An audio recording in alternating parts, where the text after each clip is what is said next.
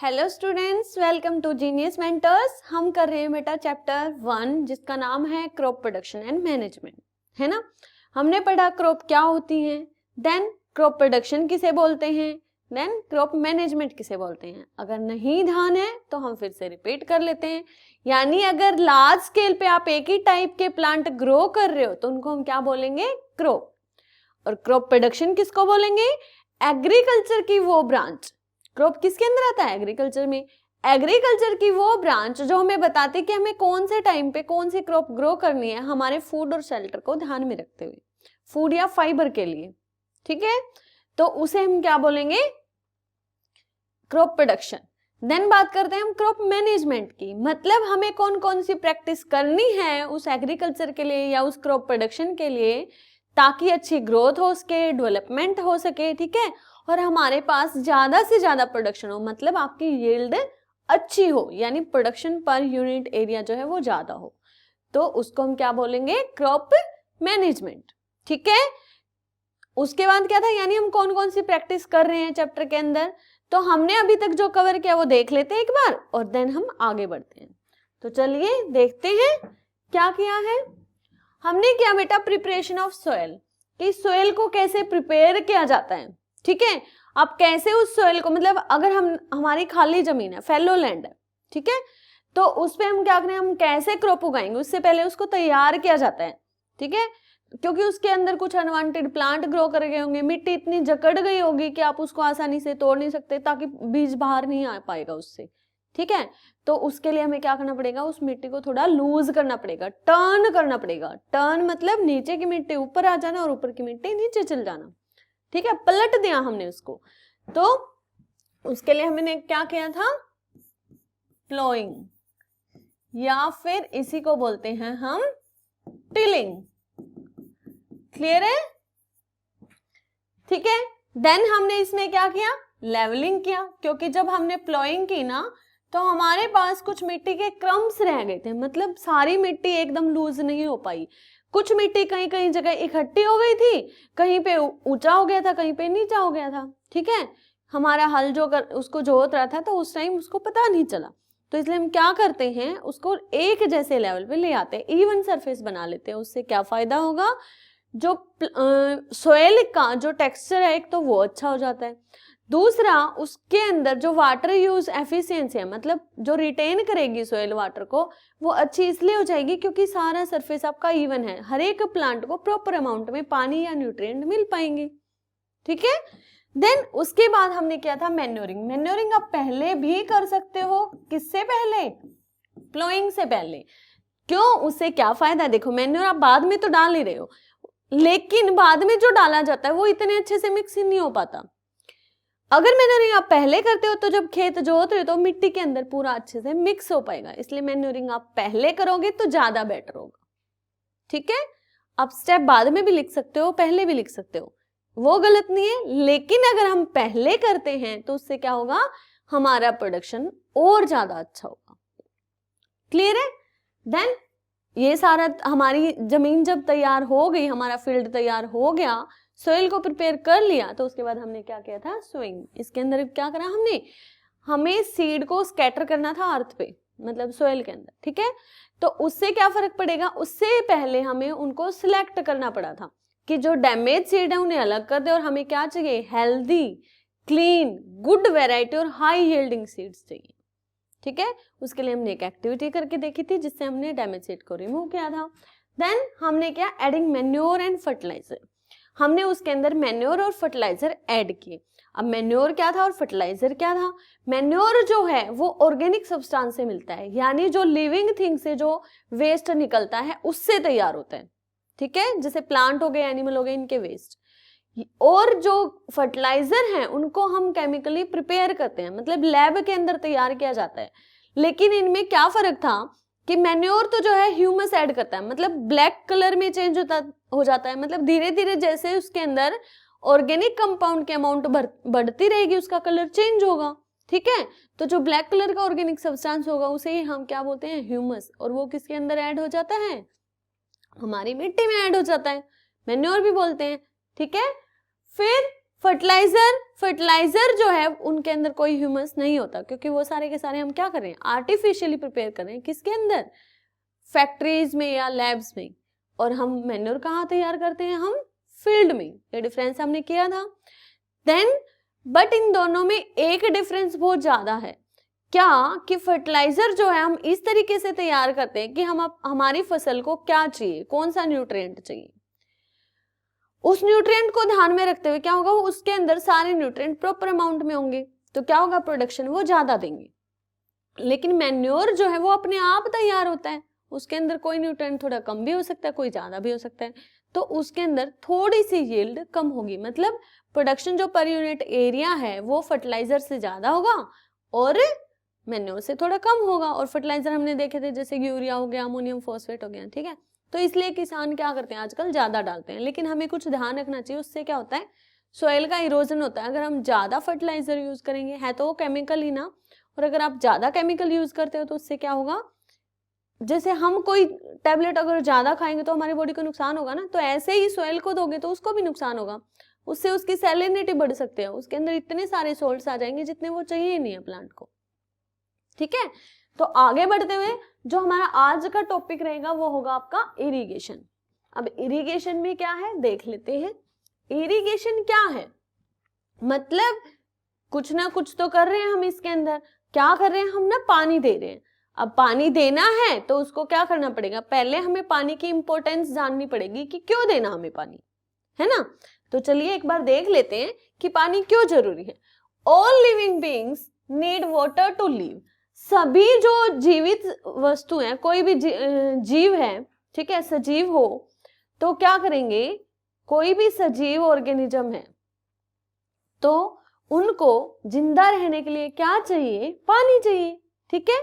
पानी चाहिए तो क्या करेंगे, क्यों चाहिए, water is important for proper growth and development, ताकि उनकी अच्छे से ग्रोथ हो सके और डेवलपमेंट हो सके। क्यों, क्योंकि देखो अगर पानी नहीं मिलेगा तो क्या होंगे, बीज आपके अंकुरित नहीं होंगे। अगर प्लांट को देना है तो बीज अंकुरित हो भी गए, प्लांट है तो उस प्लांट को न्यूट्रिएंट किसके थ्रू मिलते हैं, पानी में मिक्स होके ही तो आएंगे सॉइल से, तो उसकी ग्रोथ नहीं हो पाएगी। ऐसे ही हमारी बॉडी के अंदर क्या होता है, पानी सर्कुलेट करता रहता है, जो ब्लड है उसके अंदर भी तो पानी है ना। अब पानी नहीं होगा तो ड्राई चीजें तो एक जगह पड़ी रहेंगी, ठीक है, तो जहां उसकी रिक्वायरमेंट होगी वो वहां पे नहीं जा पाएगी, इसलिए क्या चाहिए, पानी की जरूरत है। Water is absorbed by the plant root. अब प्लांट पानी किससे लेता है, रूट्स के थ्रू। अलोंग विद वाटर, पानी के साथ साथ minerals and fertilisers are also absorbed, तो पानी में ही मिक्स होके आते हैं उसके लिए सारी चीजें, ठीक है। उसका जो हॉर्लिक्स है वो क्या है, पानी है, ठीक है। क्यों है, क्योंकि उसको क्या चाहिए, ग्रोथ चाहिए और डेवलपमेंट चाहिए। Plants contain nearly 90% water, plant के अंदर 90% क्या होता है, पानी ही होता है। वाटर इज एसेंशियल, और क्यों जरूरी है, because germination of seeds does not takes place under dry condition. Dry condition में जो है वो बीज अंकुरित नहीं हो सकता, है ना। उसकी बीज अंकुरित हो गया तो उसकी ग्रोथ नहीं होगी, क्योंकि उसको न्यूट्रिएंट नहीं मिलेंगे, पानी नहीं मिलेगा तो इसलिए क्या है, पानी जरूरी है और सभी के लिए जरूरी है।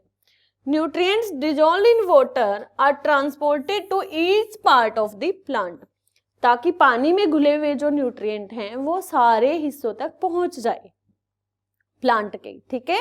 वाटर ऑल्सो प्रोटेक्ट, और क्या करता है, क्रॉप को फ्रोस्ट से बचाता है और हॉट एयर करंट, मतलब अगर हम विंटर सीजन में क्रॉप ग्रो कर रहे हैं तो क्या होगा, ठंड तो पड़ेगी ही, अगर पानी नहीं देंगे तो ठंड से क्या हो जाएगा, मतलब हमने क्या करना है, ज्यादा ठंड हो गई ना तो उससे क्या होगा, मॉइस्चर रिड्यूस हो जाता है और प्लांट क्या होगा, आपका सूख जाएगा और आपका प्रोडक्शन फिर होगा नहीं।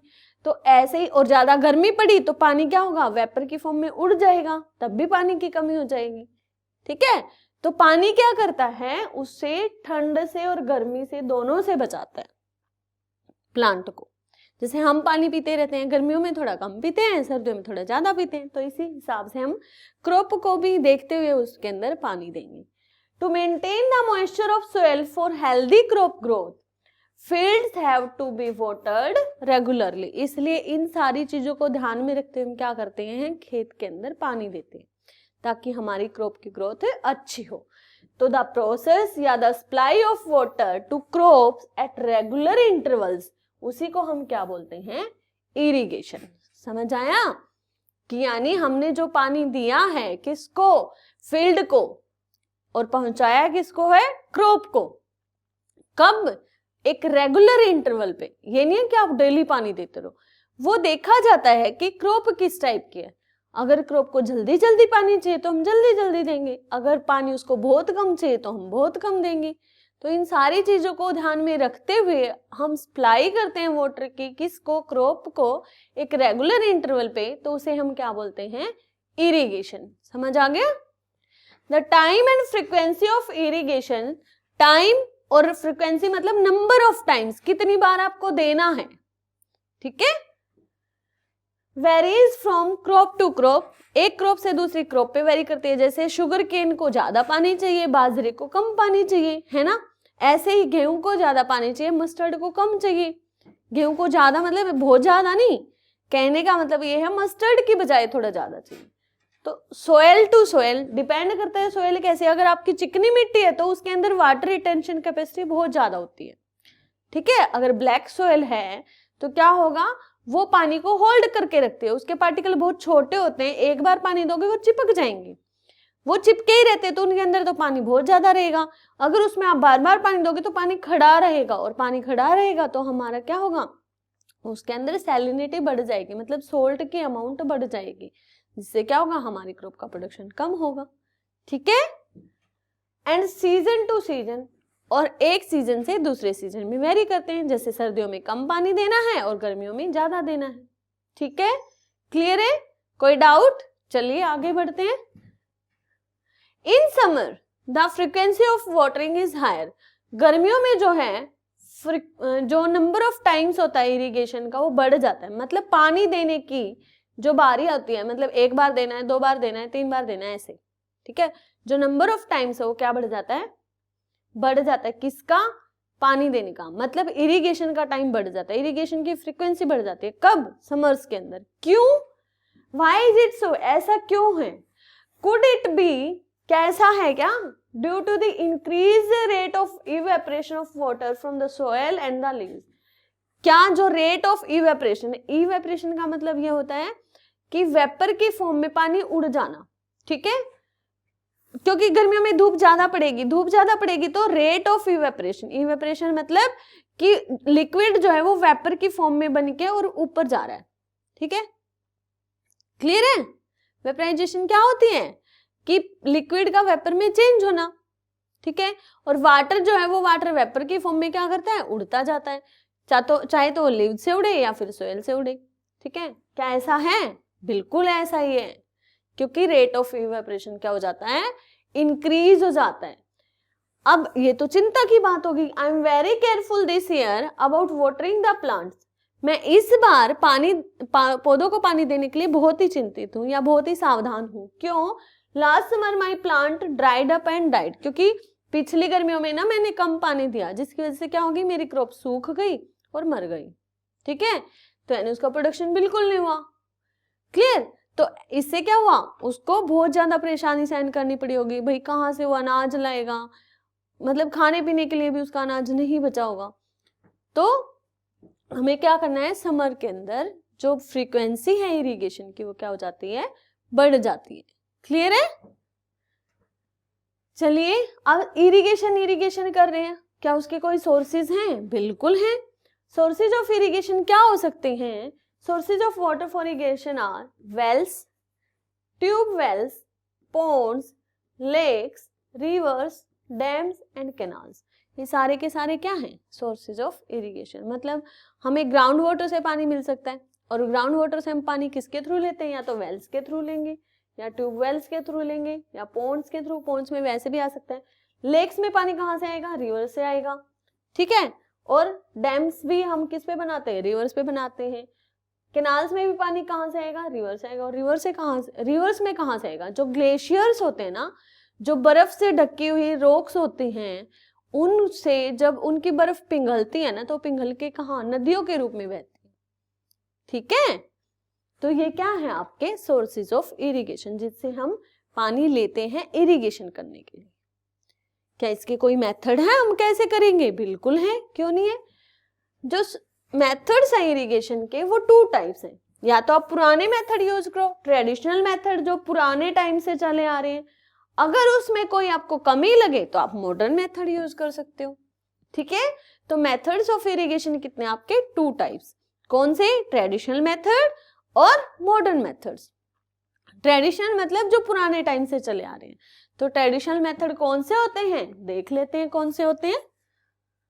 ट्रेडिशनल मेथड जिसमें क्या करते हैं, water available in wells, lakes and canals, जो पानी होता है कुओं में हो या नहरों में हो, उस पानी को उठाया जाता है, लिफ्टेड अप, किसके द्वारा? By different methods.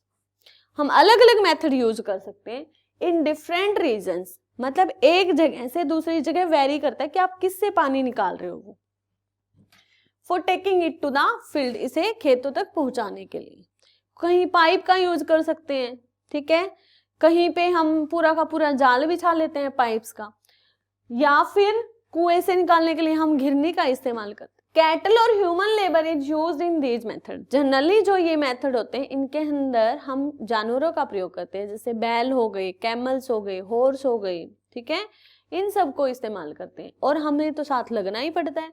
So these methods are cheaper, ये मेथड सस्ते तो हैं बट लेस एफिशिएंट, परंतु इनकी एफिशिएंसी कम है। एफिशिएंसी का मतलब जो क्षमता है ना काम करने की, यानी टाइम ज्यादा लगेगा और काम कम होगा और हम बहुत ज्यादा दुखी भी हो जाएंगे। दुखी मतलब हम थक जाएंगे। कैसे? क्योंकि एक ही काम को करने में, फॉर एग्जाम्पल आप मॉडर्न मेथड यूज कर रहे हो तो उसमें 1 घंटा लगता है और आप ट्रेडिशनल मेथड यूज कर रहे हो तो आप 6 घंटे लगते हैं। तो क्या हुआ, आपको परेशानी तो हो गई ना थोड़ी सी, आपकी बॉडी कितना साथ देगी आपको, तो आपको फिर रेस्ट की भी रिक्वायरमेंट होगी। ठीक है, तो यानी एफिशिएंसी क्या है कि टाइम के हिसाब से काम करने की जो कैपेसिटी है वो कम है। ठीक है, तो ट्रेडिशनल वेज कौन कौन से हो सकते हैं? मोट या पुली सिस्टम, इसके अंदर हम पुली का यूज करते हैं, जैसे कि ये रहा। Then chain pump, chain pump यानी इस तरीके से हम चेन से कुछ बर्तन अटैच कर लेंगे और हम वो यूज करेंगे। कैसे करेंगे आगे हम एक एक को डिस्कस करेंगे। देन ढेकली और रेहट, रेहट मतलब लीवर सिस्टम, मतलब इसके अंदर कुछ ऐसी चीज लगा दी जाती है जो साथ साथ घूमेगी और उस बोझ को ऊपर ले आएगी। क्लियर है? तो चलिए एक एक करके इन सबको देख लेते हैं। मोट सिस्टम क्या है? पुली सिस्टम, इसके अंदर ना water is drawn from well with the help of animal like bull. जो बुल है ना, मतलब जो आपके बैल है ना, वो इसको खींचते हैं बाहर की तरफ। जो ये रस्सी दिख रही है इसको कौन खींच रहा है? बैल खींच रहे हैं। Animal pulls rope from one end, एक सिरे से एनिमल रोप को खींचते हैं और दूसरे सिरे पे जो बकेट अटैच है वो क्या आ जाएगी? कुएं से बाहर आ जाएगी और आप फिर क्या करोगे? उस बर्तन को खाली कर दोगे, बैल फिर से पीछे हो जाएगा, तो क्या हो जाएगी? वापस कुएं में चली जाएगी। तो इस तरीके से एक एक बर्तन कर करके आपको बहुत टाइम लगता है ना, तो एफिशिएंसी क्या हुई? कम हुई। सेकंड हम देखते हैं चेन पंप। चेन पंप में क्या है? इसके अंदर ना 2 व्हील्स होते हैं। एक व्हील आपको ऊपर नजर आ रहा है, एक जमीन के नीचे होता है, मतलब इस कैनाल वगैरह में जहां भी हम ये चेन पंप लगा रहे हैं। ठीक है, तो इसके अंदर क्या होता है? 2 व्हील्स कनेक्टेड टू चेन, आपस में अटैच होते हैं। जैसे आपके घर में चक्की है, ठीक है, तो चक्की क्या करती है? एक उसके ऊपर जो हम चेन लगाते हैं वो क्या होता है? एक हिस्सा मोटर का होता है और एक हिस्सा चक्की का होता है। दोनों के व्हील को क्या करते हैं? एक चेन से अटैच कर देते हैं, है ना। क्लियर है? ऐसे ही साइकिल देखा है ना, साइकिल तो देखा ही होगा। साइकिल के अगले और पहिए दोनों के बीच में क्या होती है? चेन होती है। ठीक है, तो one wheel is on the ground and other is in pond और लेक। और बकेट क्या होती है? अटैच होती है उस चेन से। When handle of upper wheel is rotate, जब ये ऊपर वाले हिस्से का हैंडल रोटेट करेगा तो क्या होगी? लोअर व्हील क्या होगा? टर्न्स करेगा, मतलब एक नीचे जाएगा तो दूसरा ऊपर आएगा, दूसरा नीचे जाएगा तो पहले वाला ऊपर आ जाएगा। इस तरीके से चलती रहती है साइकिल। पानी की बकेट क्या होगी? अब जब ऊपर वाला नीचे जाएगा तो क्या होगी? बकेट भर जाएगी और वापस ऊपर आएगा तो ऊपर आ जाएगी और उसे हम क्या कर लेंगे? खाली कर लेंगे। ठीक है, पंप्स को हम pumps are commonly used for lifting water. यहाँ पे पंप का इस्तेमाल किया जाता है पानी को उठाने के लिए। डीजल, बायोगैस, इलेक्ट्रिसिटी और solar energy is used to run these pump. इन पंप को चलाने के लिए या तो हम डीजल का इस्तेमाल करते हैं, जैसे जो इंजन वगैरह है डीजल इंजन, ठीक है, या फिर हम बायोगैस का, मतलब आपने कोई प्लांट लगा रखा है बायोगैस का ताकि उन इंजन को रन कर सके, या फिर कोई बिजली की मोटर लगा रखी हो आपने जो उन पंप को रोटेट करेगा, ठीक है, मतलब पंप के अंदर जो व्हील लगा हुआ है। Then solar energy, solar plate अगर आपने लगा रखी है तो क्या करते हैं, सन की एनर्जी से, मतलब सनलाइट आएगी वो उसको एब्जॉर्ब कर लेंगे, उससे क्या बनाएंगे, इलेक्ट्रिसिटी बनाएंगे, ठीक है। तो इस तरीके से फिर उन पंप को हम रन कर सकते हैं। समझ आया है? चलिए आगे देखते हैं। और कौन सा सिस्टम था हमारे पास, ढेकली। ढेकली क्या होता है, इसके अंदर ना वुडन की बीम होती है, मतलब एक बहुत बड़ी आपने लकड़ी ले ली, ठीक है, इस लकड़ी का जो छोटे वाला हिस्सा है वो थोड़ा मुड़ा हुआ होता है, उसके ऊपर हम एक भार बांध देंगे, मतलब कोई भी हैवी चीज उसके ऊपर रख देंगे, तो क्या होगा, दूसरे हिस्से पे हम बकेट बांध के कुएं की तरफ लटका देंगे, ठीक है, और इसको एक सपोर्ट दे देंगे, एक फोक टाइप, फोक तो समझते हो ना, जो जैसे आप चाउमीन वगैरह किससे खाते हो, फोक से खाते हो ना, तो उसी टाइप की एक लकड़ी हम बीच में लगा देंगे, तो क्या होगा उससे, वो उसको सपोर्ट देगी ऊपर नीचे होने में, ठीक है। तो क्या होगा, wooden beam is put over a fork support. Long arm जो होती है वो किसकी तरफ होती है, कुएं की तरफ, जिससे हम क्या करेंगे, बकेट बांध देंगे, और शॉर्टर आर्म जो होती है वो दूर होती है, जिसके हम ऊपर कोई ना कोई वेट रख देंगे, ठीक है। तो जैसे ही आप इसको हटाओगे, फ्री करोगे शॉर्ट आर्म को, तो लॉन्ग आर्म क्या होगी, नीचे की तरफ जाएगी कुएं में, वापस वेट रख दोगे तो ऊपर आ जाएगी, आपकी बकेट भर जाएगी और आप उस पानी को खाली करके यूज कर सकते हो, ठीक है, क्लियर है। तो इस तरीके से ये सिस्टम चलता रहता है। चलिए रहट क्या होता है, रहट मतलब इसके अंदर ना एक लार्ज व्हील होता है, ये रहा लार्ज व्हील आप देख रहे हैं, इस पे ना हम बहुत सारे बर्तन बांध देंगे, बर्तन मतलब कोई बकेट वगैरह, कोई टोकनी वगैरह, ठीक है, मटके जो होते हैं मेटल के, वो सब हम उस पे अटैच कर देंगे, ठीक है। On well there is a long belt which contain many pot, ठीक है, ये हमने बांध दिए। Wheel is rotated with the help of lever, इस लीवर की वजह से क्या कर रहा है, व्हील रोटेट कर रहा है, और वो लीवर कौन सा है, वो लीवर जो है पुल्ड बाय बुल्लोक कार्ट, मतलब इसको हमारा बैल खींच रहा है, ठीक है। ये बैल जब हमारा घूम रहा है तो क्या हो रहा है, ये लीवर रोटेट कर रहा है, मतलब एक पोल आपने लगा रखा है जिससे ये व्हील अटैच है, ये आगे नीचे दबा के हमने इससे अटैच कर रखा है, इस वाले व्हील से, जो कहाँ है, कुएं की तरफ, जिससे हमने क्या कर रखे हैं, बहुत सारे बर्तन अटैच कर रखे हैं। और वो क्या करेंगे, जैसे ही ये रोटेट करेगा वो बर्तन नीचे के ऊपर ऐसे आते रहेंगे, ठीक है। तो पानी ऐसे अपने हम कोई लाइन बना देते हैं, मतलब कोई ऐसा रास्ता बना लेते हैं जिससे वो पानी पूरे खेत में जा सके, तो ऐसे ही बर्तन खाली होते रहते, पानी आगे सप्लाई होता रहता है और हर फ्लो के अंदर जाता रहता है, ठीक है। तो ये था आपका रहट सिस्टम, समझ आया है, यानी हमने क्या किया है, ट्रेडिशनल मेथड यूज किए, क्लियर है। अब देख लेते हैं मॉडर्न मेथड्स क्या हैं। मॉडर्न मेथड में ना हम क्या करेंगे, उसको इकोनॉमिकली यूज करेंगे। कहने का मतलब ये है कि आपको इन्वेस्टमेंट कम करनी पड़ेगी, आपको लेबर भी कम देना पड़ेगा, टाइम भी कम देना पड़ेगा, सारी चीजों को ध्यान में रखते हुए हम उनको यूज करेंगे। तो इसमें कौन से मेथड है, इसमें हमारे स्प्रिंकलर सिस्टम और ड्रिप सिस्टम, मतलब हम ये दो मेथड यूज करते हैं, कौन से, स्प्रिंकलर और ड्रिप। स्प्रिंकलर सिस्टम देख लेते हैं क्या है। इसके अंदर ना जैसे कुएं की ये मोटर अटैच है, इससे हमने क्या कर रखा है, कुछ पाइप को अटैच किया है। अब ये है हमारी मेन पाइप, इस मेन पाइप को हम बाकी अदर पाइप से क्या करेंगे, अटैच कर देंगे। और ये जो आगे पाइप है इनसे कुछ परपेंडिकुलरली क्या लगा रखे हैं, कुछ पाइप्स लगा रखे हैं, जिनके ऊपर क्या होती है, नोजल्स होती है, ठीक है, एक रोटेट करने वाली वाल होती है, वाल्व, ठीक है। तो क्या करेगी, जैसे ही आप सप्लाई छोड़ोगे तो एकदम से जब प्रेशर जाएगा ना तो वाल्व क्या करेगी, रोटेट करेगी और पूरे फील्ड के अंदर पानी दे देगी। तो ये था जो आपका सिस्टम कैसे हुआ, ठीक है। Perpendicular pipes having rotating nozzles on top are joint to the main pipeline, ठीक है, एक रेगुलर इंटरवल पे हम उसको मेन पाइपलाइन से जोड़ देते हैं। When water is allowed to flow through the main pipe under pressure with the help of pump, तो उससे क्या होगा, वो रोटेट करेगी नोजल और it gets sprinkled on the crop if it is raining, और इस तरीके से पानी गिरता है जैसे बारिश हो रही हो।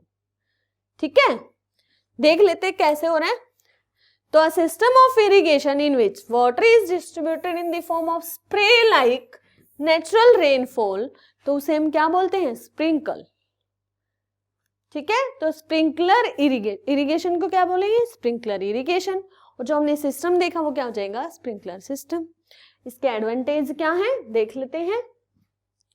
इसमें जो हमने more useful on uneven land where sufficient water is not available, मतलब जहां पे एक जैसी भूमि नहीं है, मतलब उबड़ खाबड़ जमीन है या हिली एरिया है, तो वहां पे हम इसको आसानी से यूज कर सकते हैं। Suitable for all types of field condition, सब जगह कामयाब है सिर्फ क्ले सॉइल को छोड़ के। क्यों, क्योंकि ये जो स्प्रिंकल करता है ना तो दूर तक पानी जाता है, और क्ले के अंदर, क्ले मतलब चिकनी मिट्टी जो है आपकी, उसके अंदर वाटर रिटेंशन कैपेसिटी ज्यादा होती है। वाटर को क्या करेगी, वो बहुत लंबे टाइम तक होल्ड करके रख सकती है। और अगर आप स्प्रिंकल करेंगे तो क्या होगा, दूर तक पानी जाएगा, मतलब इससे पानी जो है वो ज्यादा डिस्ट्रीब्यूट हो रहा है। ठीक है, जिससे रेनफॉल हो गई, अगर हम ये मान के चले चिकनी मिट्टी और रेनफॉल होगी तो उसमें पानी खड़ा रहेगा, तो जिससे क्या होगा, वो कामयाब नहीं हो पाएगी, मतलब प्रोडक्शन जो है वो कम हो जाएगी। फिर loss of water is minimum, पानी का जो लॉस है वो कम से कम होता है। आपकी लेबर कॉस्ट है वो भी रिड्यूस हो जाएगी, क्योंकि एक इंसान भी क्या कर सकता है, इसको हैंडल कर सकता है। इजी टू ऑपरेट है। Sprinkler is very useful for कहाँ पे, लॉन्स में, कॉफी प्लांटेशन में, और बाकी अदर फूड क्रॉप जो हम उगाते हैं वहां पे हम क्या कर सकते हैं, इसको यूज कर सकते हैं। ठीक है, आगे देख लेते हैं फिर इसके डिसएडवांटेज क्या है। डिसएडवांटेज ये है कि जो शुरू में आपको कॉस्ट लगानी पड़ती है, आपको मेन पाइपलाइन के लिए अलग चाहिए, रोटेटिंग नोजल वाली पाइप अलग चाहिए, वो सारे उनका सिस्टम सेट करना पड़ता है, तो जो कॉस्ट लगती है ना वो हाई होती है। Then can not be use in windy climate, जब बादल का मौसम हो, ठीक है, या मतलब तेज हवा चल रही हो। ठीक है, जब तेज हवा चल रही हो तो उससे क्या होगा, जहां पे पानी आपको देना है ना वहां नहीं पहुंच पाएगा, वो पानी उड़ उड़ के दूर तक जाएगा। ठीक है, हवा उसको अपने साथ बहा ले जाएगी, तो तब भी हम इसको यूज नहीं कर सकते। It requires free and continuous water supply, इसके अंदर क्या होना चाहिए, वाटर की सप्लाई फ्रीली होनी चाहिए, मतलब कोई कंकड़ पत्थर बीच में पाइप के अंदर नहीं होना चाहिए। ठीक है, water must be free from sand और डेब्री, वाटर जो है उसके अंदर कोई भी सैंड मतलब रेत वगैरह नहीं होना चाहिए, क्योंकि वो क्या करेगा, फ्लो को रोक देगा, फिर प्रेशर कम बन पाएगा। ठीक है, और डेब्री नहीं होनी चाहिए। डेब्री के अंदर क्या होता है, मतलब जो गाद जम जाती है ना, मतलब रेत जब धीरे धीरे जमने लगता है तो नोजल्स के पास आके, मतलब जहां से वो एक हिस्से से दूसरे पे सप्लाई होगा ना तो उस कोनों पे ज्यादा जम जाती है। ठीक है, तो उस सब से फ्री होना चाहिए। तो ये इसका डिसएडवांटेज, मतलब आपको क्या करना पड़ेगा, उन पाइप्स की साफ सफाई करने का, मतलब ये सारा पूरा ध्यान रखना पड़ेगा। ड्रिप इरिगेशन क्या है, ड्रिप सिस्टम के अंदर जैसे उसमें हमने परपेंडिकुलर पाइप लगाए थे, ठीक है, जिसकी रोटेटिंग नोजल थी। इसके अंदर क्या है, हम मेन पाइपलाइन से ऐसे ही जो जमीन के अंदर लाइनें बिछा देते हैं पाइप्स के और उनसे अटैच कर देते हैं एक रेगुलर इंटरवल पे। ठीक है, in the water fall drop by drop directly near the root, इससे क्या होगा, डायरेक्टली रूट्स के पास पानी जा रहा है, इसलिए हमने सिस्टम का क्या नाम क्या रखा, ड्रिप सिस्टम। ठीक है, ये बेस्ट टेक्निक है वाटरिंग फ्रूट प्लांट गार्डन्स और ट्रीज। जो फ्रूट के प्लांट हैं या फिर गार्डन्स हैं फिर ट्रीज हैं, उनमें क्यों ज्यादा कामयाब है, क्योंकि अगर आप पानी मतलब स्प्रिंकल कर रहे हैं तो मॉइस्चर तो सब जगह जा रहा है आसपास, तो मेन प्लांट की बजाय वहां पे क्या करते हैं, वीड भी तो ग्रो कर सकते हैं, बाकी जो अपने आप उगने वाले पौधे हैं उनको भी मॉइस्चर और न्यूट्रिएंट मिलेंगे, तो जो क्रॉप के हिस्से का वो ले लेते हैं, और अगर आपकी वीड ने ज्यादा ले लिए न्यूट्रिएंट तो वो ज्यादा ग्रो कर जाएगी और हमारे पास प्रोडक्शन कम हो जाएगा। Water is not wasted at all, water का बिल्कुल वेस्ट नहीं किया जाता। It is a boon in regions where availability of water is very poor, जैसे जो डेजर्टी एरिया है वहां पे ये बिल्कुल एक क्या है, वरदान का काम करता है। क्यों, क्योंकि पानी का लॉस बिल्कुल नहीं हो पाता, डायरेक्टली रूट पे आप उसको छोड़ रहे हैं। तो ऐसा इरिगेशन जिसमें आप क्या कर रहे हैं, water is drip directly to the root zone of plant, उसे हम क्या बोलेंगे, ड्रिप इरिगेशन। जैसे पाइप है, इस पाइप से डायरेक्ट कहाँ, ये नोजल कहाँ है आपके रूट के पास, तो डायरेक्ट पानी वही जाता है। ठीक है, तो चलिए देखते हैं इसके एडवांटेज क्या है। यहाँ पे वाटर का यूज जो है वो मैक्सिमम होता है, मतलब स्प्रिंकलर की बजाय या बाकी जो हमने ट्रेडिशनल सिस्टम देखे थे उनकी बजाय। क्रॉप प्रोडक्शन क्या है, अपने आप बढ़ जाएगा, लॉस ऑफ न्यूट्रिएंट क्या होगा, कम से कम होगा, और वीड्स के लिए भी कोई पानी नहीं बचेगा। वीड्स क्या थी, जो अनवांटेड प्लांट साथ साथ ग्रो कर रहे थे, जिसको मॉइस्चर और न्यूट्रिएंट मिल गए हमारे क्रॉप के साथ साथ, ठीक है।